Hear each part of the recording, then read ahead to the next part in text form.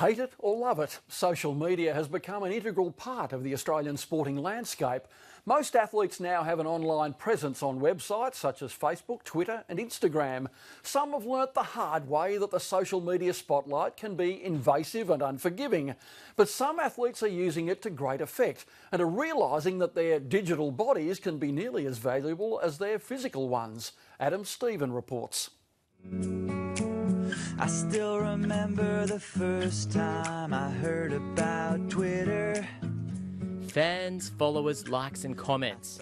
It all used to be contained at the sporting stadium. And the only tagging these guys did was in defence. But the digital media is changing all of that.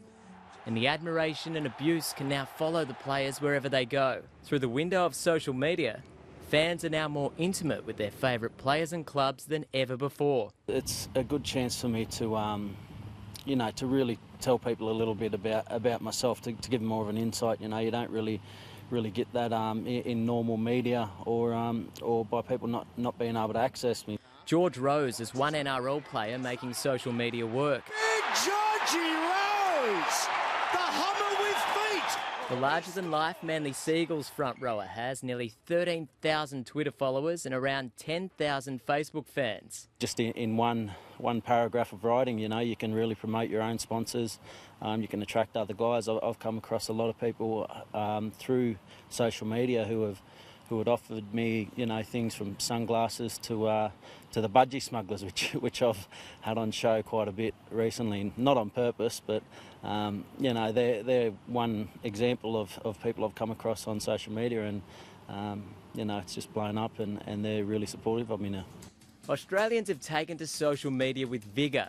Nearly half of us are on Facebook, and around 20% of the population are thought to be on Twitter.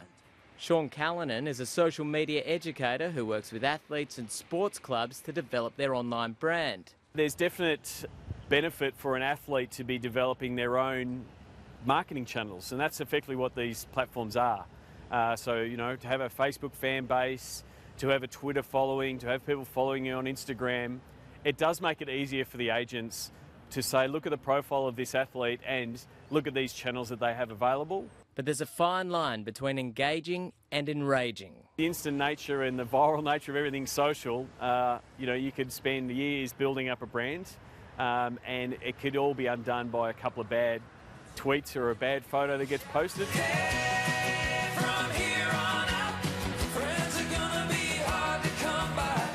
I just really owe it to everyone to apologise for what's happened. Obviously, I'm extremely remorseful of the comments that I made, and next time I've got to be a bit more professional with the choice of words that I use. With star fullback Josh Dugan sacked by Canberra today for breaching team policy. Dugan was sacked for posting this picture on Instagram while on a booze ban.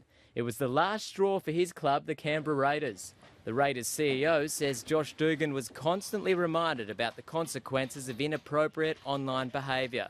I would comfortably say, of all the players at the Raiders at the time, he would have been reminded of it the most. He was a prolific user of social media. Following his sacking, Dugan spent weeks in limbo before joining St George Illawarra. And thankfully for Dragons fans, the talented fullback is again letting his football do the talking. Dugan goes over beside the post. The Dragons are said to be heavily monitoring his online postings to make sure he doesn't get into any more trouble. At Canberra, Josh Dugan had run-ins with online critics known as trolls. Part of our education process is alerting Josh and the others at the time about blocking trolls and blocking people that might engage them in some negative comment about the way they played or what they think of them, and to get them to block them and not engage in that sort of conversation with the fans on social media, because realistically, as was pointed out to Josh and all the other players, there's only really one loser if you undertake that sort of a fan engagement. Many athletes are now learning to separate their professional and personal lives. George Rose uses a Facebook fan page to interact with the world and has a private account for his family and friends. He knows he can't blame anyone else for what he says or does, so he has a few rules to help manage his online brand.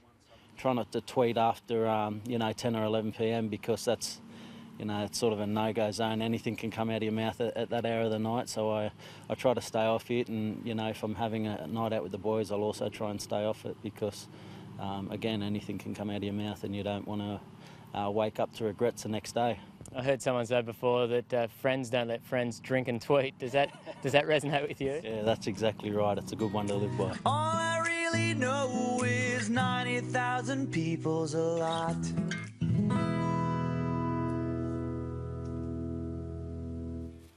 Adam Stephen reporting. And that's Grandstand for this evening. I'm Peter Wilkins. Stay with ABC News 24. Anita Phillips is here next with all the day's news. We'll see you on Monday for a full wrap of the AFL and the US Open Golf. Until then, good night.